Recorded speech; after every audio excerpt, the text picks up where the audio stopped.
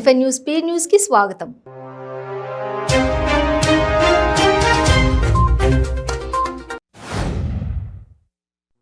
ఛత్తీస్గఢ్లోని దంతెవాడ జిల్లాలో నక్సలైట్లు మందుపాత్ర పేల్చడంతో 10 మంది జవాన్లు ఒక బస్సు డ్రైవర్ మృతి చెందిన విషయం తెలిసిందే. ముఖ్యమంత్రి భూపేష్ బాగేల్ సహా పలువురు మృతులకు నివాళులర్పించారు. మంచిర్యాల జిల్లా ఇందారంలో ఈ నెల 25న ఓ యువకుడిని దారుణంగా హత్య చేసిన సంగతి తెలిసిందే. మహేష్ను హత్య చేసిన నిందితులను పోలీసులు అరెస్టు చేశారు. హత్యలో పాలు పంచుకున్న పెద్దపల్లి కనకయ్య, ఆయన ఇద్దరు కూతుళ్లు, కొడుకు, కనకయ్య భార్యను పోలీసులు అదుపులోకి తీసుకున్నారు. హత్యకు సంబంధించి ఏసీపీ నరేందర్ కీలక విషయాలు వెల్లడించారు. మంత్రాలయంలో టీడీపీ నేత నారా లోకేష్ పాదయాత్రలో భాగంగా బీసీ సామాజిక వర్గం ప్రతినిధులతో ముఖాముఖి సమావేశంలో పాల్గొన్నారు. మంత్రాలయం నియోజకవర్గం బీసీ నేతలు మాట్లాడుతూ బోయ, వాల్మీకిలను ఎస్టీల్లో చేరుస్తామని జగన్ మోసం చేశారన్నారు. వివేకా కేసులో అవినాష్ రెడ్డి సంచలన వీడియో విడుదల చేశారు. వివేక హత్య జరిగిన రోజు ఏం జరిగిందో ప్రజలకు తెలియాలని, మొదట ఆ రోజు హత్య జరిగిందని శివప్రకాష్ రెడ్డి ఫోన్ చేశారని తెలిపారు. 6:30 ఫోన్ చేశారు. అప్పటికే జమ్మలమడుగుకు బయలుదేరానన్నారు. హనుమకొండ జిల్లా వేలేరు మండలంలో సీఎల్పీ నేత మల్లు భట్టి విక్రమార్క పీపుల్స్ మార్చ్ పాదయాత్ర కొనసాగుతుంది. మాటుతండ, బండతండ, కమ్మరిపేట, వేలేరు, శాలిపల్లి, పీచెర్ల, మద్దెలగూడెం మీదుగా కొమ్ముగుట్ట చేరుకొనున్నది పాదయాత్ర. ఆదిలాబాద్ జిల్లా బోధ్ మండలంలోని కన్గుట్ట గ్రామం మొక్కజొన్న రైతులు వినూత్న నిరసనలకు దిగారు. గ్రామ పంచాయతీకి తాళం వేసుకుని స్వీయ నిర్బంధంలో ఉండిపోయారు. బుధవారం అర్ధరాత్రి నుండి మొక్కజొన్న రైతులు నిరసన వ్యక్తం చేస్తూ ఉన్నారు.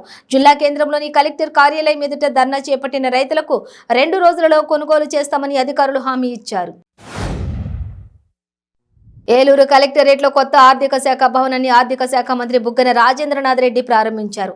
ఆర్కిటెక్చర్ బోర్డు సూచనల ప్రకారం 10 కోట్లతో ఆర్థిక కార్యాలయం భవన నిర్మాణం చేపట్టారు. 26,500 చదరపు అడుగుల విస్తీర్ణంలో 3 ఫ్లోర్లలో ఆర్థిక శాఖ విభాగాలన్నీ ఒకే చోట ఉండేలా భవనం నిర్మించారు. స్వయంభూ శ్రీ కాణిపాక వినాయక స్వామి వారి దేవస్థానంలో 100 రూపాయల దర్శనంకు వెళుతున్న భక్తులకు నడక వంతెనను స్థానిక శాసనసభ్యులు ఎంఎస్ బాబు ప్రారంభించారు. ఈ కార్యక్రమంలో దేవస్థానం చైర్మన్ మోహన్ రెడ్డి, దేవస్థానం EO Venkatesh, EE Venkatanarayana, AEO SV Krishna Reddy, ఉప సర్పంచ్ విశ్వనాథరెడ్డి తదితరులు పాల్గొన్నారు. హైదరాబాద్ రవీంద్ర భారతిలో భగీరథ మహర్షి జయంతి వేడుకలు ఘనంగా జరిగాయి. ఈ కార్యక్రమానికి బీసీ సంక్షేమ శాఖ మంత్రి గంగుల కమలాకర్ ముఖ్య అతిథిగా హాజరయ్యారు. మంత్రి మాట్లాడుతూ బీసీ సంక్షేమంలో దేశానికి ఆదర్శంగా తెలంగాణ రాష్ట్రం నిలిచిందని అన్నారు. నల్లగొండలో జూనియర్ పంచాయతీ కార్యదర్శులు కదం తొక్కారు. తమను రెగ్యులరైజ్ చేయాలని డిమాండ్ చేస్తూ ర్యాలీ చేపట్టారు. స్థానిక ఎన్జీ కళాశాల నుంచి కలెక్టరేట్ వరకు ఈ ర్యాలీ కొనసాగింది. ఈ సందర్భంగా ప్రొహిబిషన్ పీరియడ్ 3 సంవత్సరాలు దాటినా తమను రెగ్యులరైజ్ చేస్తలేరని పంచాయతీ కార్యదర్శులు ఆవేదన వ్యక్తం చేశారు. మద్యం మత్తులో ఓ వ్యక్తి వీరంగం సృష్టించాడు. జాతీయ రహదారిపై మద్యం మత్తులో చొక్కా విప్పేసి జై రేవంత్ అంటూ హల్చల్ చేశాడు. రహదారిపై పడుకొని వాహనాలను అడ్డుకుంటూ రచ్చరచ్చ చేశాడు. మత్తులో ఉన్న వ్యక్తిని ఆపేందుకు పోలీసులు ఎంత ప్రయత్నించినా లెక్క చేయకుండా రెచ్చిపోయాడు. పవన్ కళ్యాణ్ ప్రజా సమస్యల పరిష్కారం కోసం అలుపెరగక పోరాటం చేస్తున్నారు.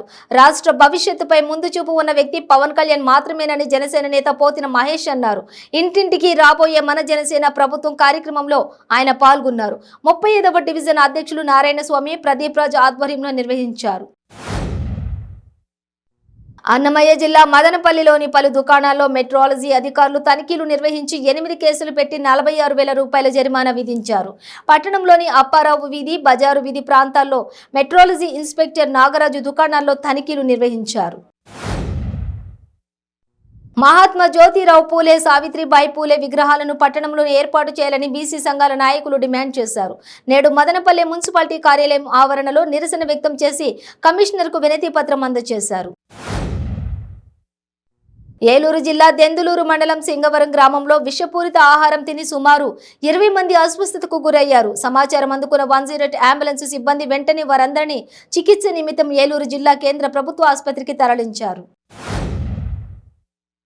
పశ్చిమ గోదావరి జిల్లా యలమంచిలి మండలం యలమంచిలిలో కుక్కలు స్వైర విహారం చేస్తున్నాయి. ఊరి చివర ఏటుగట్టు దగ్గర దేవరమ్మ జాతర మహోత్సవం సందర్భంగా సమరదనకు వెళుతున్న 5గురిపై కుక్క దాడి చేసి కరవడంతో గాయాల పాలయ్యారు. సిద్దిపేట నగరంలోని విశ్వ హిందూ పరిషత్ తిరుగుబాటు చేసి విజయం సాధించింది. స్థానిక నెహ్రూ పార్కు దగ్గర ఓంకారం జెండాను తొలగించి గులాబీ రంగు పూసి కారు జెండా ఎగరవేసిన ఘటనపై విశ్వ హిందూ పరిషత్ నేతలు పట్టు సాధించారు.